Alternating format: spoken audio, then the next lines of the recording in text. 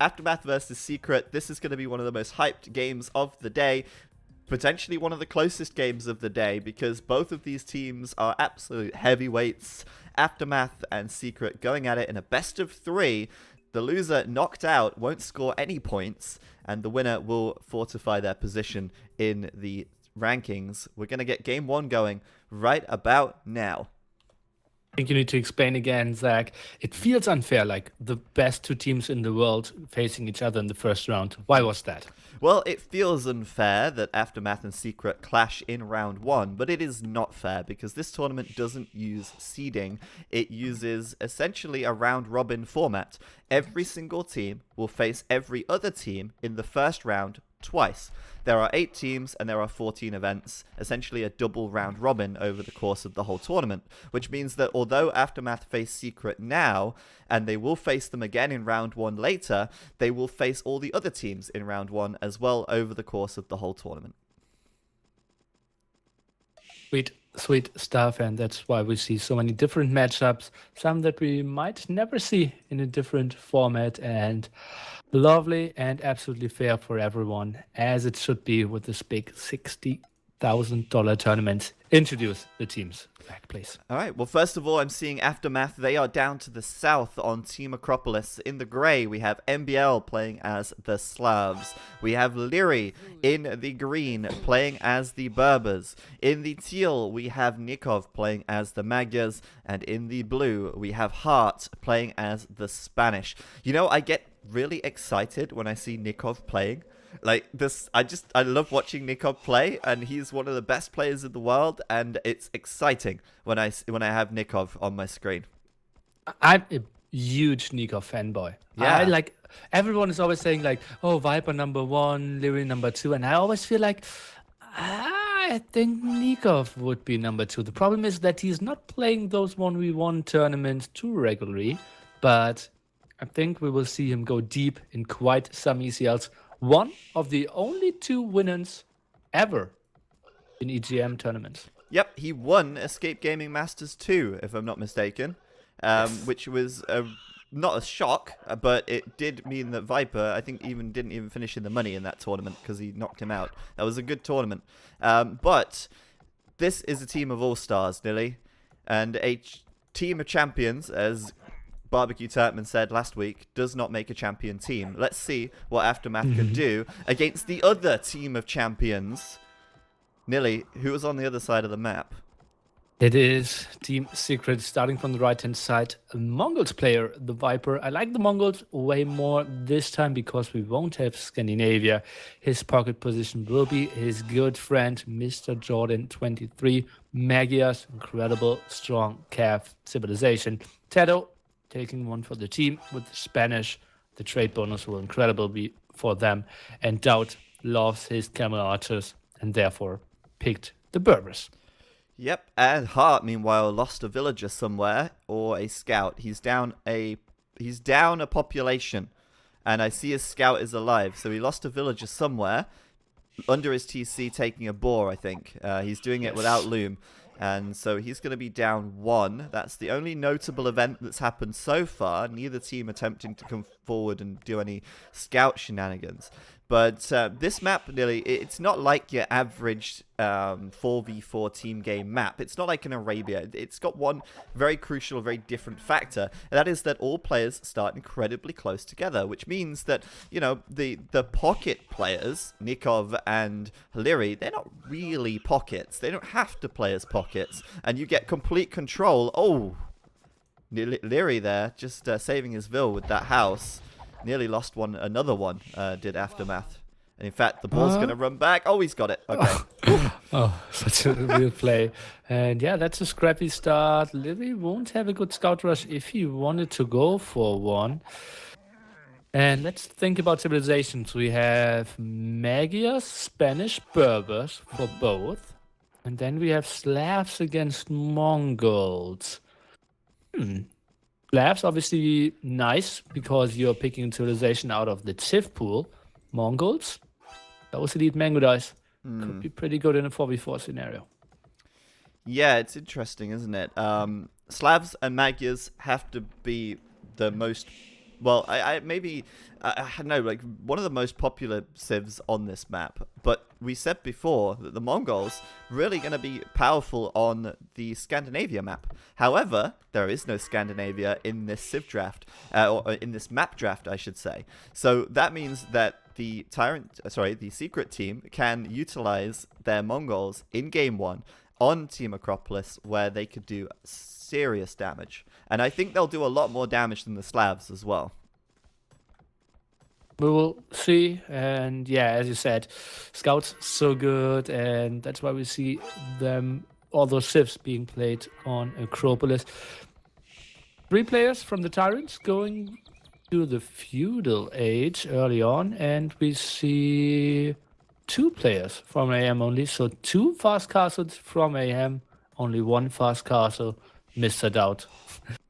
Or Team Secret. Of course it's Doubt doing the fast castle. It has to be Doubt. And he's got a really nice mill at the back, actually, as well. He's milled his berries, but he's milling the back because he's got this, like, massive deer patch. He's got 4, 5, 6, 7, 8, 9, 10 deer within reach of that mill there, which is really nice. And he's going to absolutely take the most of that if he's planning to boom. And we're going to see some aggression coming in fairly shortly as players start to hit the Feudal Age here. The barracks coming up from Nikov and the stable to follow as well. He's already working on that. We've got the stable from Jordan 23. That's both of the Magyar players doing scouts. The Spanish player Tato, he's got his his stable up, and we can also see that it's Hart, who is the Spanish player on Aftermath's side, that is not doing the barracks and stable. He is going to be the guy going for the castle. So a very different strat here, Nilly. What do you think? The Spanish player going for conks or the Spanish player going for scouts? Spanish player for Kongs is better if you have other players going for scouts. It feels like a bit of an overkill to me. Like 3 players going scouts? But if the enemy is going mass spearmen and come wall up, it feels like, are 16 scouts really doing more damage than 11 scouts? I don't really see that. So I think Spanish player could have transitioned into something else. Yeah, it's interesting as well. I just saw this fight on the front with Viper. His 3 scouts absolutely owning Nikov. His micro there was perfect, and that's even with Nikov having the extra 1 attack on his scouts compared to Viper there. Just solid micro already from the yellow player. Tato coming in as well with his scouts now. We've got Jordan 23 adding some as well, and it looks like it's going to be... Am I mistaken in saying that it's just 2 scouts for Aftermath and 3 then for Secret? Yeah, exactly. Okay. It's 2 players playing fast castle here. And let's see, Leary, he's going for camel archers as well. That means we will need a lot of spearmen being produced from Nikov and from MBL here, trying to save their teammates. But at the moment, seems like AM somewhat bulletproof. Well, I think AM have been really smart because they've actually walled up really early on their most important resources. On the wood lines, they're already closed in. They already have walls down on the stones, on the other wood lines at the back. But there's a hole. There's always a hole. Seems like MBL will be there, however, to push Tato away. Tato doesn't want to get stuck inside of the wall and end up being trapped in with some spearmen. Definitely does not want to be caught foul of that. So he'll look for another angle. But... Leary's already walled up his woodline over here, and the Secret are having a hard time finding too much damage at the moment, I have to say. And that really shows you how well AM is reacting to that. It's so easy to screw up a single quick ball, to have one single hole. We see that on the highest level over and over again. But AM, they are playing 100%. They know what's on the line. Absolutely, and they know that they're going to be under a bit more pressure when they've got 2 of their 4 players doing a fast castle strat. Looks like MBL will lose 1 villager on this left side, though. It's inevitable that you're going to lose more when your opponents have more military, but they've done a great job at reducing the losses as much as possible. Apart from the 1 villager that died from Nikov, only about 4 or 5 kills for Secret so far onto the Aftermath side, and I think only 1 or 2 vills as well. So really good going. Leary is up to castle. He's going to have his castle on the way up. Nice and defensive. Doubt also on the way up, or already in the castle age, with his castle on the way as well. Nikov even got 2 kills against Jordan there at the top. So normally, if like the enemy is playing more aggressive and you have the eco approach, like kind of out of the point of view of AM, the lower the KDs overall, the better for you. So that really shows you Team Secret wanted to do more damage, but really couldn't. And I like the spot of AM. It just feels like hard with his conquistadors. Will be tricky for him. Will he go for mass conquistadors, or will he add 2 TCs and tries more of the eco approach? Well, definitely will be adding conquistadors. Viper's got something to say about that, though. The villager there going to go down on the castle, and Hart building that castle super close to his TC. When you're building the castle that close to the TC, it seems weird that he'd have a villager out here building it rather than on this south side, which is closer to safety. Viper's diving in, looking for more damage, but he might find another villager here. I don't think he can commit. He has to back away. But overall, not as much damage as Secret would have liked, I think. Yeah, but we are always talking about indirect damage as well. The enemy's army had to be at home. They forced a lot of quick walls, forced the castles to be very defensively as well, not protecting like too much open wood, for example. And yeah, now they know the whole map, know all the wood spots, so it still is a good thing for Secret. And like they just know the strategy choices for 100% as well. Yeah, that's true. That's true. Doubt's castle also very defensive, though. It's not like he used his this castle as an opportunity to get some ground in the middle of the map, and you can see the repercussions of that already as Leary comes in, hits Jordan 23, who's just started building a TC here, and he has to bail because those 2 camel archers are enough to kill all of those villagers if he committed to building that town center there. Knights from Jordan coming over, and oh no, look at this. Jordan's knight trapped between the wood line and the barrack, the stable there, and the barracks.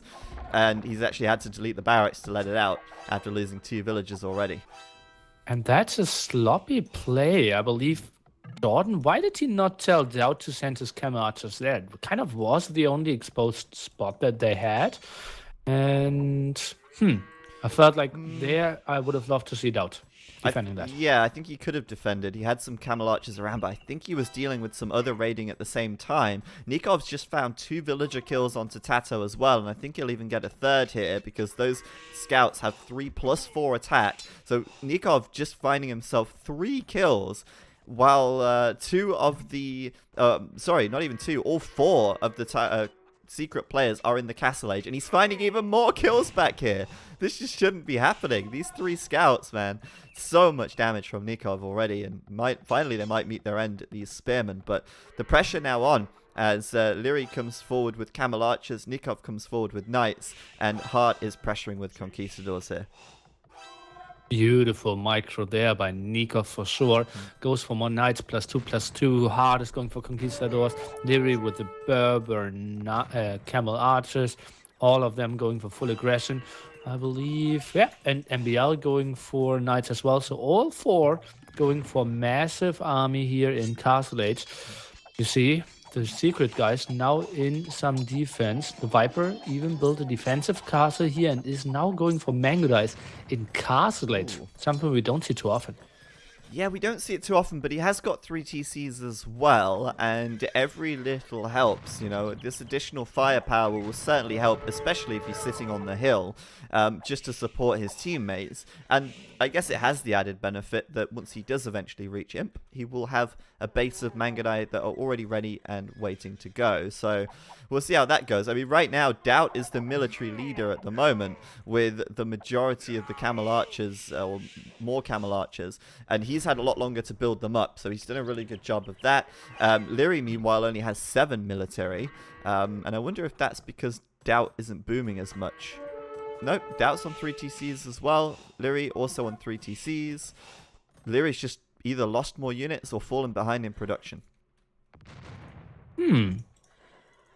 Well, and I think those camel archers, sorry to interrupt, but just I think the camel archers for Aftermath are even more important in this game because you've got Viper making Mangadai as well, right?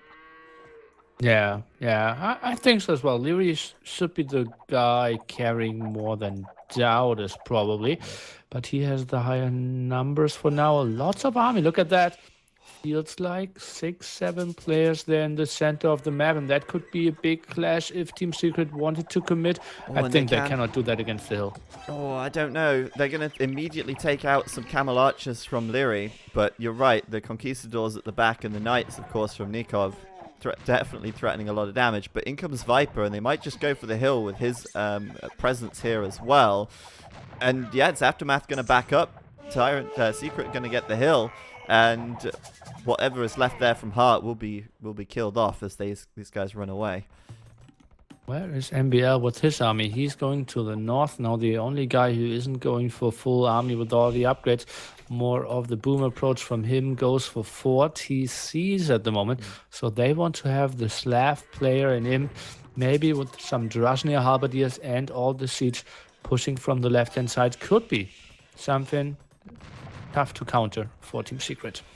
Yes, exactly. And at the moment, I noticed Lyri went up with a 4 TC as well. So it looks like Aftermath are taking the more boom approach. They should have the villager lead. Hard to say at a glance, but I mean, I'd say they probably got more villagers right now.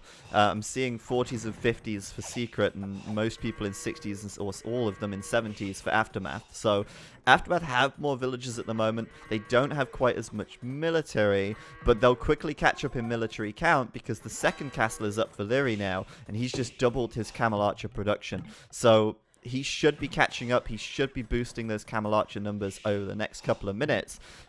Will Secret do damage in the meantime? Because right now they're kind of holding back.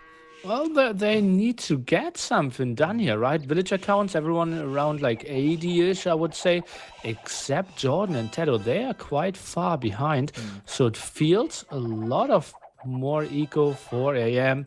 But the Viper doing some damage to the left-hand side, and now some more aggression towards the right-hand side. It feels like Lyris should be able to defend that, though.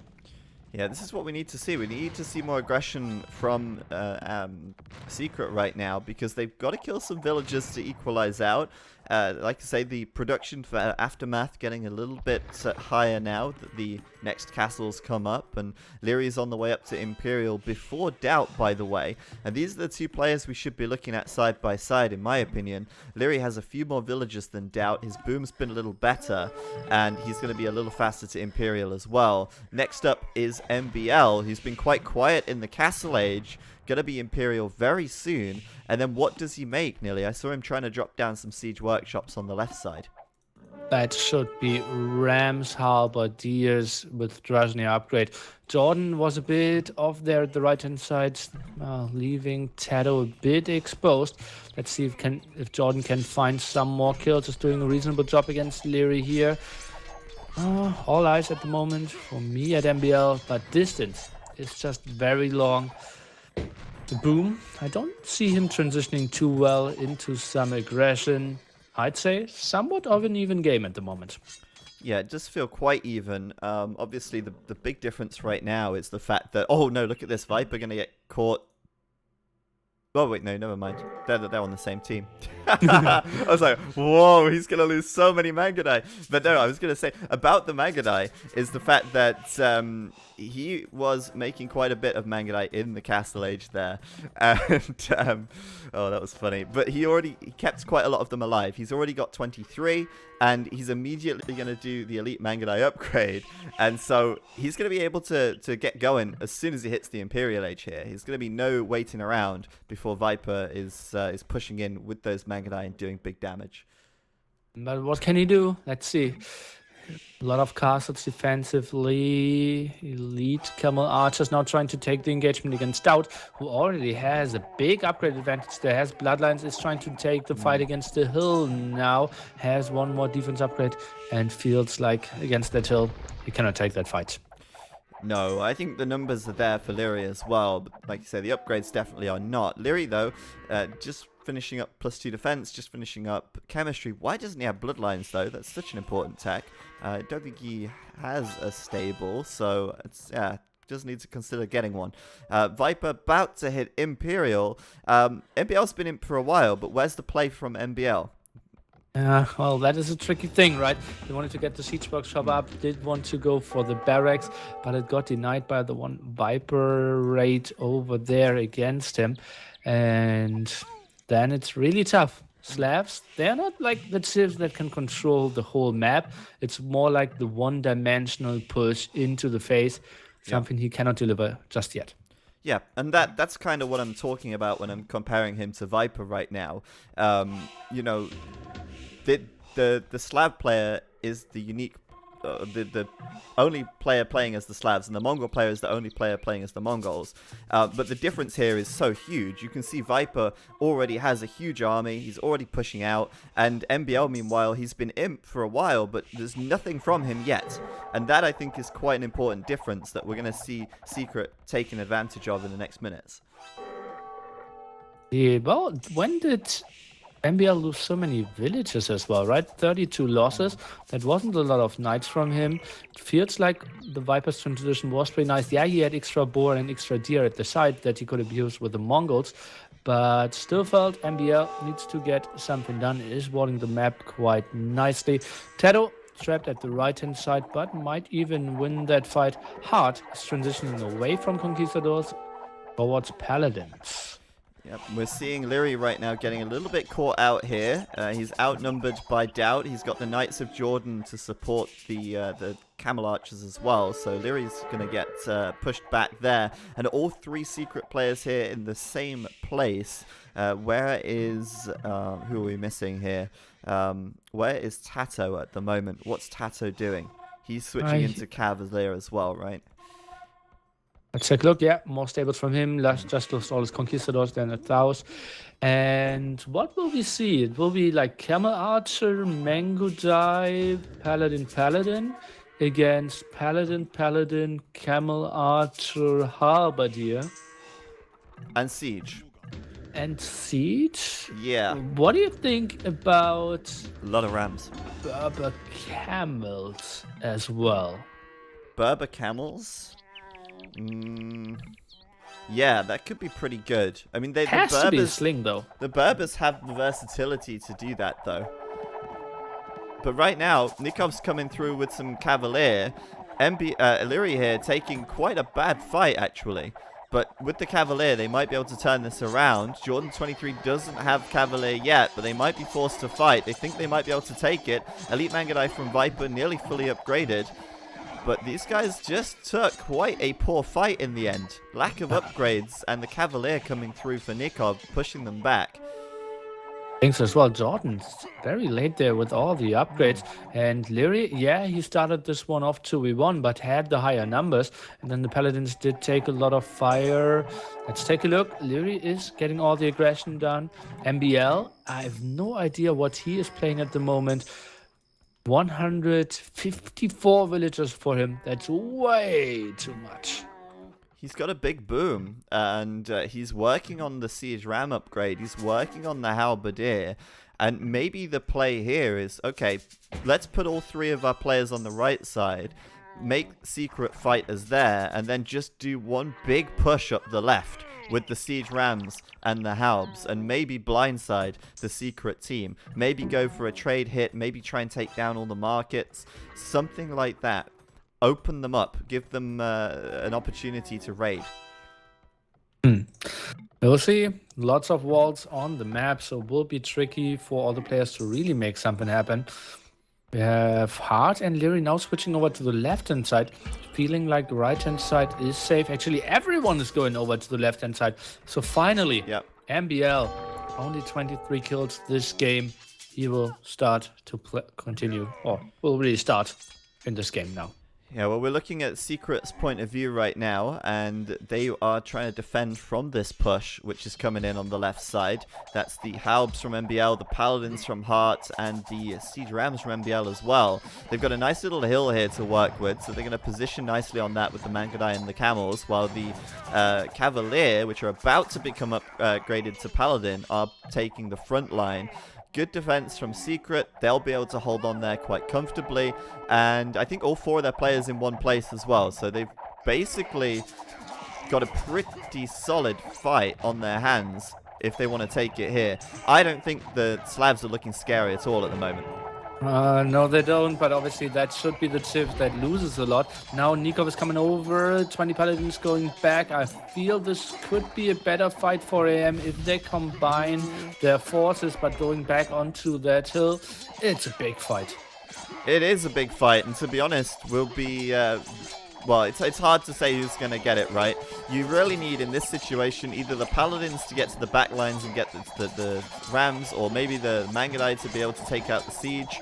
But the Secret team have a hill to work with here, and that's going to be huge. The problem is, once the Rams start coming into the front, then you're going to find it a lot harder to do damage with these Camel Archers. They're going to suddenly drop off massively, and Lyria's Camel Archers are going to be able to do a lot more. But both teams feel like they can win this fight. Both teams absolutely 100% committed to this engagement. The Rams from MBL could be doing quite a lot of work right now, but I don't know. I think this is going to be a bit of a regroup from Secret, it looks like, as they give up that hill.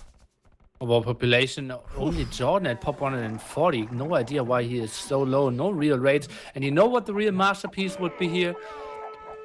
Spanish cannon galleons on that pawn. They would be so good in that fight, but obviously tough to get to them at the moment. You're trying to get to the Paladin masses. That looks good for AM at the moment. Well, look at the KDs. I think that's a really good indicator of how that fight went. You can see that it's Lyria and Doubt with the Berber Camel Archers who are really doing the most damage, followed closely by the Mangudai from Viper, and then the role of MBL with 29 kills and 107 deaths. He is tank. He is tank. He's not supposed to get kills. He's supposed to tank the shots and throw some halbs into the mix to distract the arrow fire. And it seemed like that might have just worked out quite well for them, because even with a negative KD like that, they're still keeping up this push. I think he will start to contribute a bit more concerning kills once he gets onto SO, something he isn't really attacking for just yet. Mass Halberdiers, now he is still at the front, and yeah, tanks are important in those scenarios for sure. Jordan now coming in with a lot of Paladins and another big battle.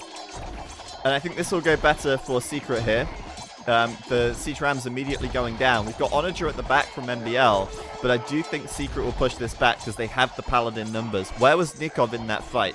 Nikov did not have enough Paladins over here, and I don't know where he's at right now, but he's down to 19 military.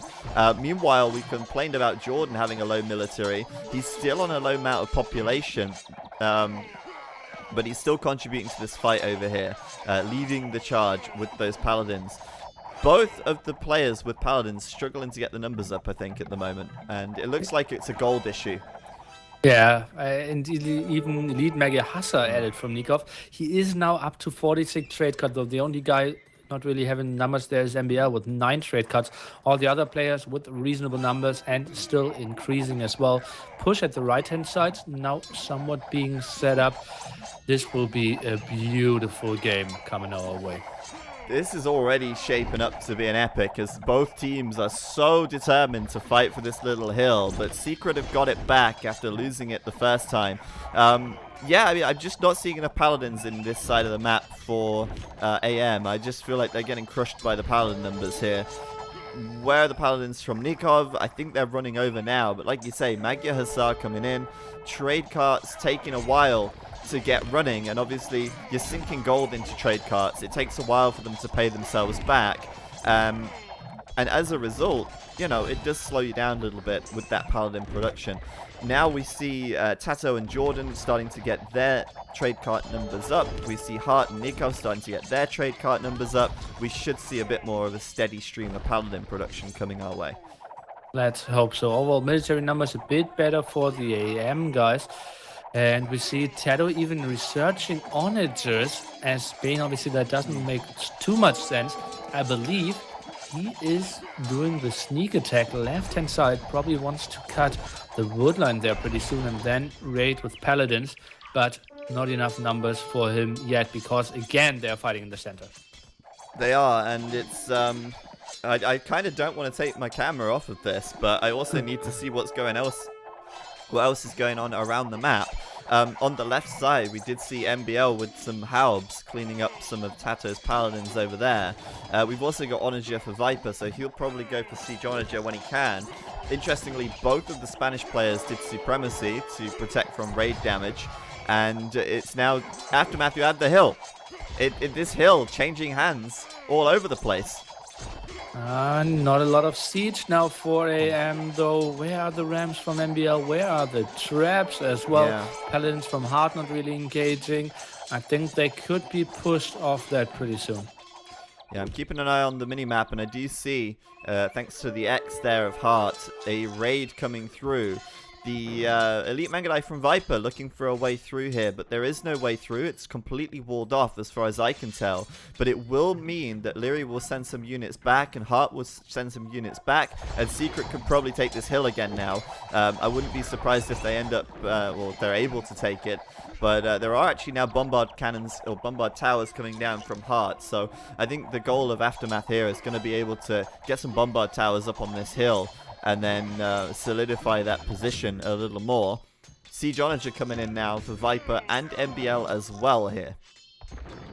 Oh, and love that. That will make it so much tougher to control that hill. Doubt now even preparing a lot of traps there. Leary holding that hill for now, but I think he should be pushed off that pretty soon. Hard trying to get more bomber towers up, as you said. I don't see AM holding that. We're going to see some big Siege Onager shots coming in very soon as the Siege Onager techs come through for both of these teams. These Camel Archers better watch out because they are under a lot of pressure right here as these Siege Onagers get upgraded. But yeah, the Trebs from Doubt, of course, should be able to take down these bombard towers quite quickly. I don't know what the hell that Treb from Leary was doing right there, but it was there. Must have been a misclick of sorts, but what a... I mean, they've been fighting over this spot for about 15 minutes now, and both teams looking so even in their engagements. Seems to be the favorite hill of both teams here. Still no cannon guns, and if we didn't see them yet, it will be tough to see them ever. Oh god, look at the south side of the pond and all the paladins of Heart being blocked because Leary screwed up a waypoint there and is blocking with some camel archers. And the walls could be deleted to help them get through as well.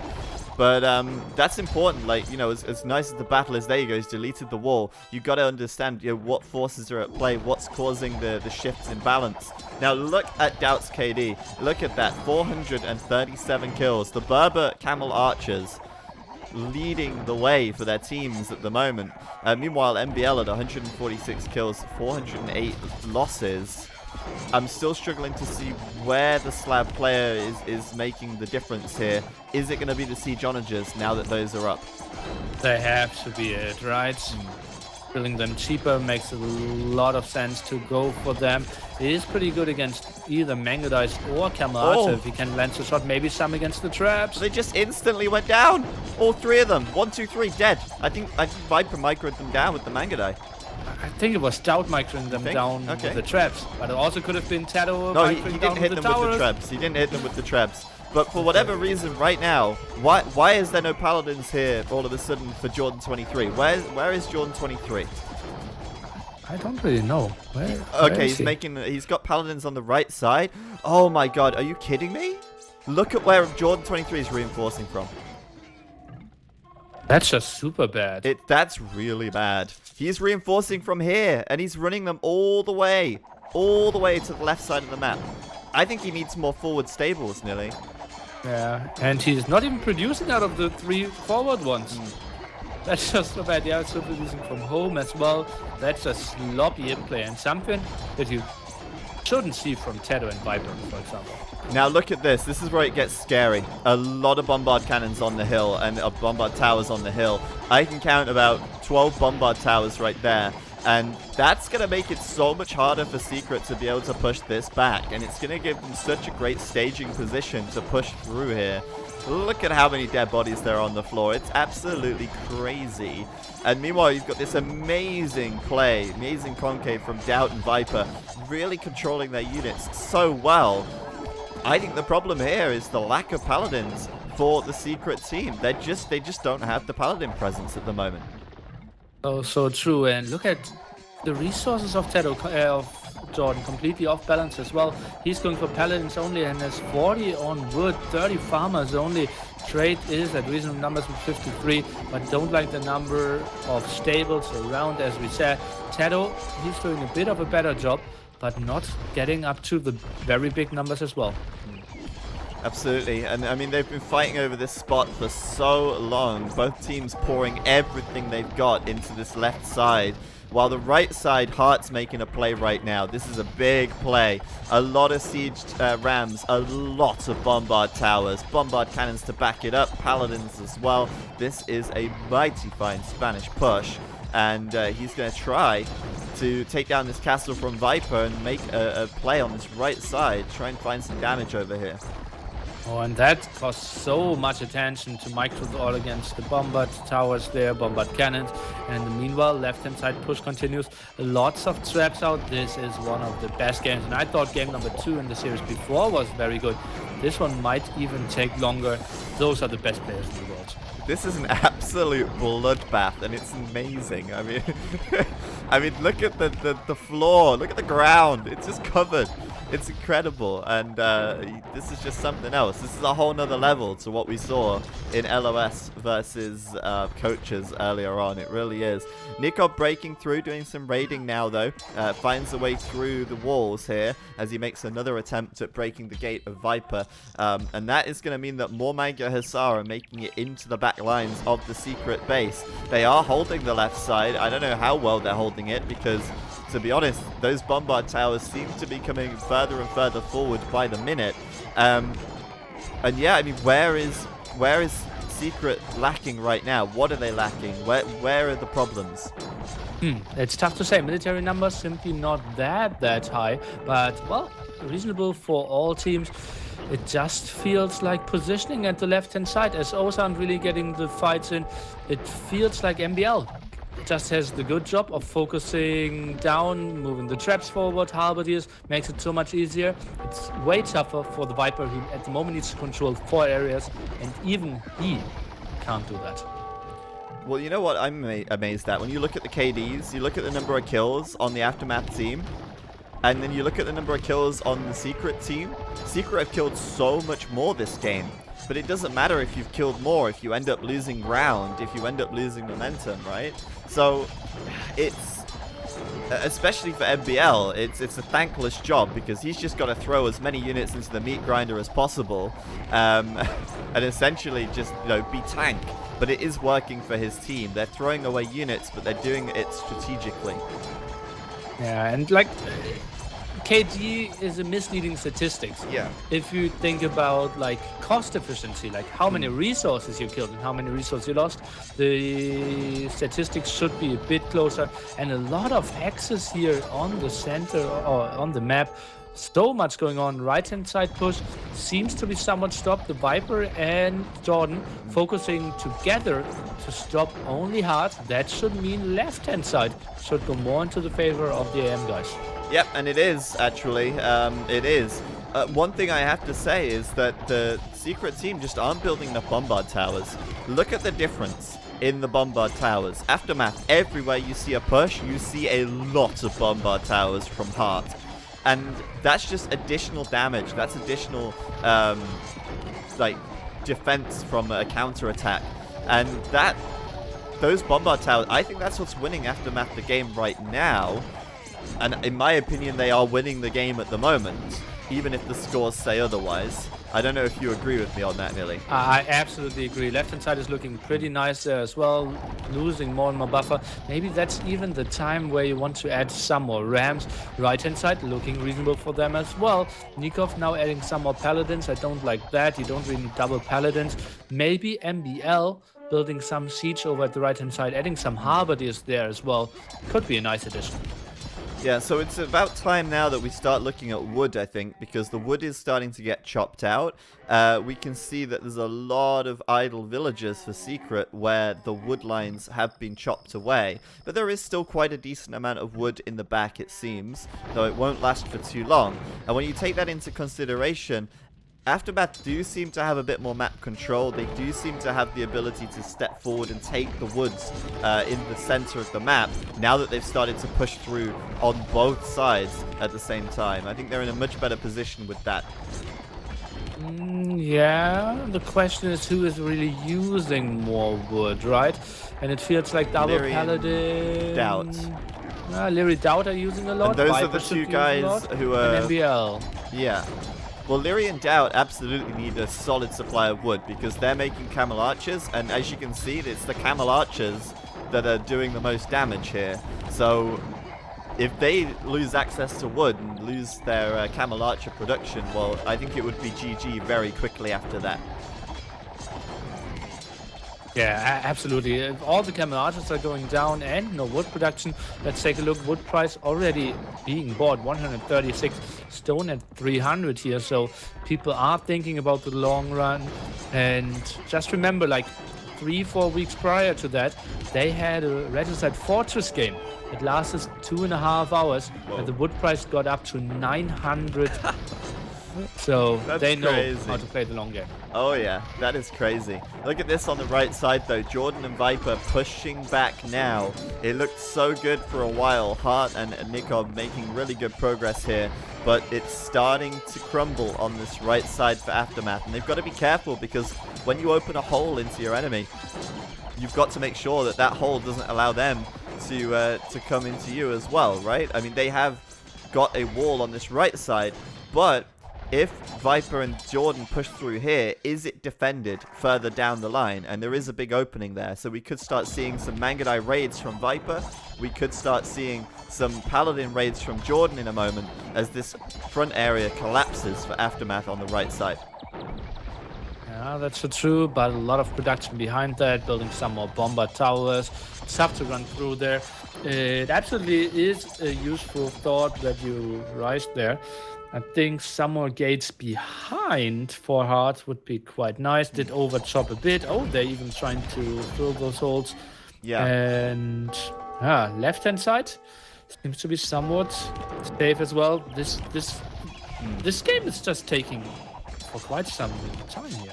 Well, the thing that I like about the bombard towers on the left side is that it just gives you more time. It buys you time. Like, if you start losing one of these sides, your bombard towers will stall your enemy long enough that you can reinforce and go back there later. On the right side, however, these guys now really need to turn their attention to this, and they are. Nikov with a lot of paladins. He's got 73 military right now. Hart here as well with 55, and Leary coming over with some camel archers as well. They want to push this back, and they want to push this back for good. And if they can do that, well, it might be, shoe on the other foot situation. It could be Aftermath pushing through here and raiding very shortly as well. And immediately, oh my goodness, Viper and Jordan just running away. Oh man, and those army masses are something we don't see too often in RM games here. That is just madness. The Viper has mass amount of Mangudais needed to go back there, waited for Doubt to come over to help. In the meanwhile, Jordan is losing all his paladins. Left-hand side pushed, somewhat stopped, and is this still completely even? Score says yes. Yeah, the score does kind of say it's even. There's 500 points between them. Doubt coming over with some elite camel archers as well. Leary there with his own camel archers, but here come the siege onagers from Viper. If he can hit some big shots now, that could immediately send these guys packing. He does get a great number of camel archers there with those siege onagers, and now Tato to the rescue to once again push Aftermath back on this right-hand side. Big siege onager shots now coming through for MBL as well. He's repositioned to the right flank. And Nilly, I mean, you're a deathmatch player. This must be wonderful for you to be watching right now. Absolutely, and Zach, it is happening. Look at the center point. Hart is taking for elite cannon galleons. And if he gets like 8 to 10 elite cannon galleons there, he will just control such a big area. It will be impossible to wall. Camel archers could go over and over there. They can just build more stables, can control all the center of the map. And I think if they get that control, they are winning the game. That is amazing. You called it earlier on, but that's awesome. Spanish cannon galleons from here, and here. I mean, what can they reach? What can they do? I'm questioning how much they're going to be able to do, to be honest. They might hit a couple of these bombard cannons, but what else? Simply allowing yourself to have 20 stables there uncontested. Okay, it's just on so the good. other side. You can just put your waypoints, always produce some paladins after you lost a fight, and yeah, just never allow your enemy to ever get food and wood eco up again. Sorry, I'm not laughing at you, I'm laughing at Nikov. He's added 2 siege towers. I mean, 1 siege tower, and you think, okay, that's probably a misclick. The second siege tower, absolutely intentional. So I don't know if he's just trying to like meme on secret right now, but sending some siege towers into the mix. Let's see though. The bombard cannon galleons go forward, and then what? Will they follow up with villagers? Will they put stables here? Will they start just pushing straight through the middle?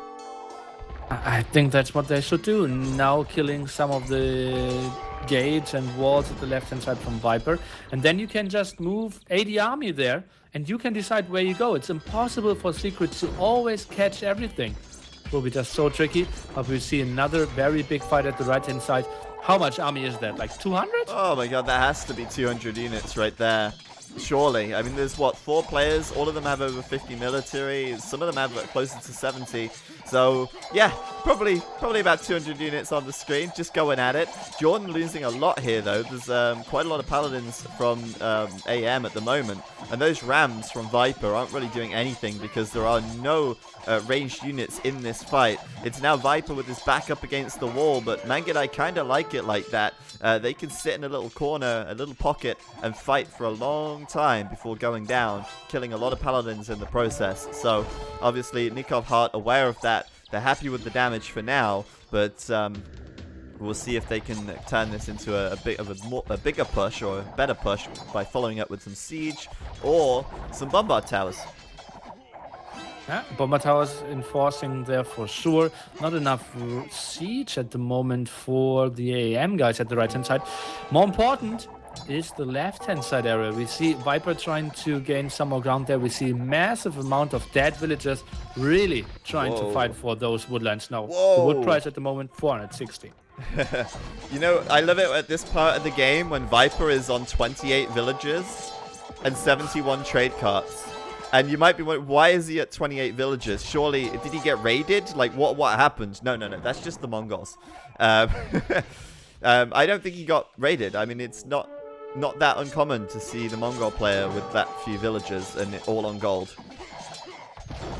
Yeah, it is tricky. He has to have all of them on wood, but if you can't get wood, you need to have more trade cards to buy. Yes, the exactly. big problem is, like, Mongols don't have guilds, so initially he should sling Tado, for example. Tado should buy wood and then sling wood back, which kind of takes a lot, but is the better team strategy. But I know that they aren't doing that yet, so some inefficiency there for sure for the Viper. Left-hand side, so important.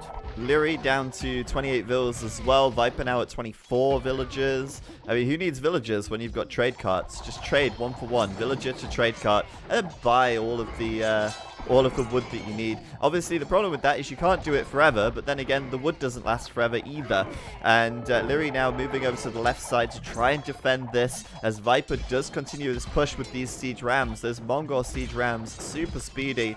The V8 engine inside of them, and well, they're opening a big hole up to this trade. In fact, they could run through now if they wanted to, if Lyri wasn't sitting there defending and being a bit of a gatekeeper on this left flank. He is indeed. Let's take a look. Can he take a good fight against Dowd there? It's roughly 70 Camel Archers against 70 MBL going forward. What's going on? I'm laughing at MBL. I mean, I'm not laughing at him. I'm probably laughing with him. I mean, he's sending those Halbs forward into the meat grinder, right? I mean, he's at 1,200 deaths now, and those Halbs did nothing.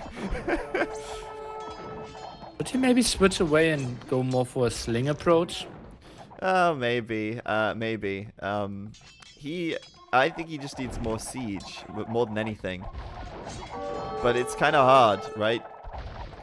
When you don't have the wood, how are you making the siege? Yeah, well, now he's in a bad spot. Obviously, he has 80 villagers.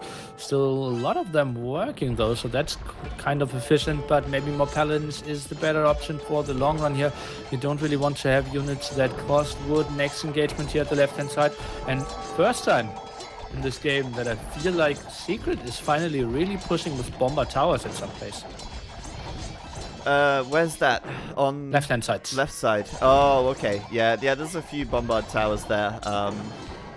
I see 4. I don't think they're going to be able to follow it up with much, though, because Lyri's got way too many camel archers here. Masses of camel archers. And Doubt and Viper are holding back in the middle and trying to clean out the bombard towers from Aftermath, which were placed a long time ago. They're finally turning their attention to cleaning that area out and maybe taking that hill back as well. Other thought that the chat just rose, and beautiful quick what's on the left hand side from Nikov here. What do you think about Boya? Yeah, I was gonna bring that up as well. I think it's okay, right? Because Jordan and Tato are both going for paladins. If you can add Boyar into the mix, they will perform well versus paladins. The problem is they will die very quickly to the Mangadai and the Camel Archers. However, you have to also ask the question of, well, if you've got wood and gold to spare, surely Boyar would still perform better than, food and gold to spare. Surely Boyar would perform better than the Haubs anyway.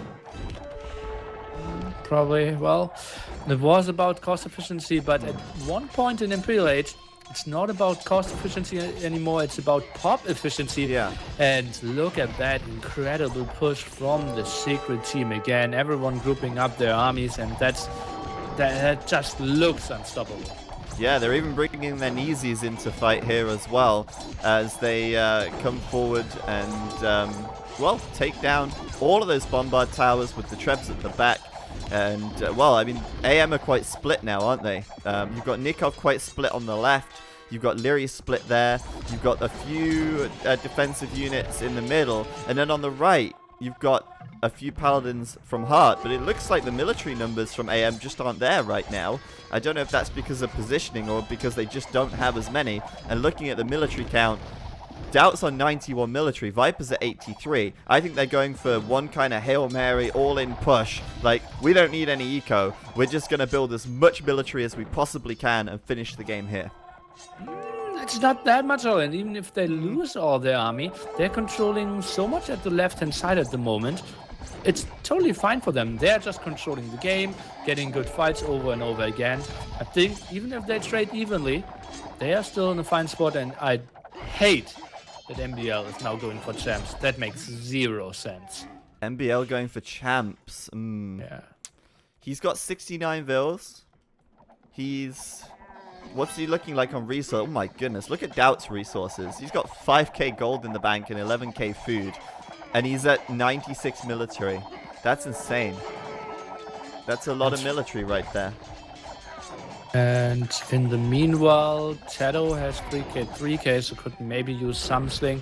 But yeah, MBL, 200 swordsmen now going forward there. It seems like his KD wasn't bad enough for him, and he really wanted to throw more away. Harbor is just so much better. Just like he has to sling onto paladins here. It's just, I'm shocked that he's going for that. They're a little bit more expensive, aren't they? But at least they don't cost wood. That's probably his thinking, because he doesn't have much wood, and he might not be able to get much more wood in this game. But here we go. Tato on the left side makes a big push now. Paladins into the trade line there. He's going to find some trade carts, and we've even got some raiding in the south as well from Viper with some Mangadai. That's starting to heat up as well. And, the trade now, if that goes down, then we've got big problems for Aftermath. Oh yeah, it is, and even the bad markets there for MBL, one completely out of position, kind of helping him, but a lot of trade cards went down, and they are so costly now. Just think about it, like wood, 600 gold. So the trade card alone costs now like 650 gold, and needs to go quite some time. That's madness. It'll be worth it again. These trade carts bring 153 gold per trip, by the way, which is pretty high. But yeah, the wood price, 600 gold for 100 wood. That's absurd. And these guys are depleting every last resource on the map to keep this aggression, keep this military pressure up. And this has been going on since minute 30. And now we're at 1 hour and 36. It looks like Secret are finally starting to get more ground in the middle. This raid on the left has certainly knocked Aftermath's confidence perhaps a little bit, while on the right side the push over there completely stopping in its tracks. Aftermath just don't seem to be what they used to be, and I see a lot of idle military around for Heart here as well. Some idle paladins just in the back, a lot of units getting stuck as well on the right side at the pond earlier on, and now the battle that could be the last battle of the game if one team wins this conclusively here. Let's see how it goes. The military counts at the moment looking so good for Viper and Doubt. 100 military for Viper, 88 for Doubt. Meanwhile, you've got 98 Camel Archers for Lyri, and Nikov down to just 36 military here. A little bit concerning for Aftermath. They're even trying to get wood there at the front, buying 200 wood here is Lyri, trying to get onto some numbers. He's way too much at the front now. Now, he should never lose a single Camel Archer here. You always want to fight with Paladins at the front. Such a weird, tough game. Hart lost all his markets, all his cannon guns, did go up to like 20, 25 in the whole game, but never had them in the center of the pond when getting attacked. Lost all of them, and the push just continues. Enough siege behind there as well. Doubt and Viper just playing a beautiful game. And I'm wondering what's going wrong for Nikov this game as well. He's got a very strange KD. He's gone only for Paladins. And he's got a lot more deaths than kills. Nearly 2 to 1. And nobody on the Secret team is even close to having that terrible of a KD. Well, they didn't fight against... Well, I think, yeah, Hart should have a pretty similar to Nikov. Maybe he lost more villagers, maybe never got any villager kills.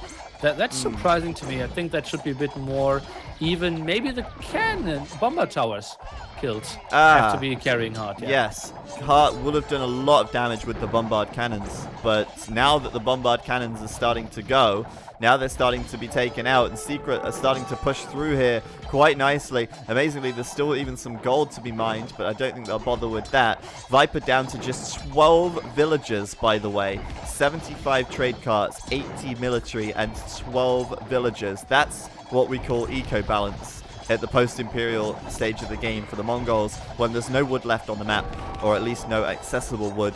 667 gold to buy 100 wood right now, as everybody is basically at the limit. Look at Lyri's resources. He's got nothing in the bank. Oh man, what a game. MBL, in the end, the champs couldn't carry. I think the Sling so much better there. Hard with the solid game there at the right-hand side. What an incredible play. The Team Secret players, incredible team play. All the walling, all the fighting. This was just a treat to see them play. Oh my gosh, you don't get games like that, do you? You just don't see that very often. At all. I mean, that was off the charts in terms of what you would ever expect to see in a 4v4 team game. Just so much intensity on this left-hand side. The whole game for over an hour fighting over this hill. It was Aftermaths, it was Secrets, it was Aftermaths again, it was Secrets again, it was Aftermaths, and then finally in the end, Team Secret managed to push it back. And things get absolutely crazy when there's no wood. Look at the minimap here. There's no wood. There's tiny, tiny amounts which are left. The only accessible wood now is in the middle of no man's land. And players ending up on 16 villagers, 21 villagers, 32 villagers, while the trade numbers are absolutely sky high.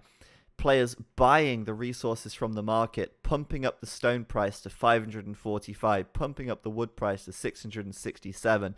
And in the end, the war of attrition won by Team Secret with a massive number of Mangudai a massive number of camel archers, and I think it's safe to say that those camel archers probably did the most damage in that game. Doubt 1,580 kills with his camel archers in that one. Absolutely insane. We can go through, have a look at the remaining resources as well, just to see what everyone had in the bank, for those in the chat asking. Viper, 500 food and wood, about 4,000 gold. Moving on to Doubt, he had 12,000 food, which is kind of crazy. I don't understand why he didn't send that to Tato or Jordan. Jordan had 5,000 food, 5,000 gold. He could have kept making paladins for some time.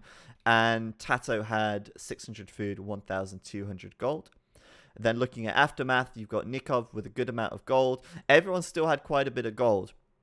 But I think the thing that basically ended that game was this on the left side. The Mangudai running into the trade line, and Aftermath knowing that they were about to hemorrhage a huge number of trade carts.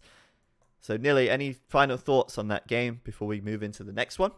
It felt like MBL couldn't be efficient enough with the Slavs. And it is very easy to look very bad with Slavs against those civilizations. Yeah. I honestly feel his approach could have been he builds 130 farms, Nikov and Hart 0 farmers, and he goes for the full food sling.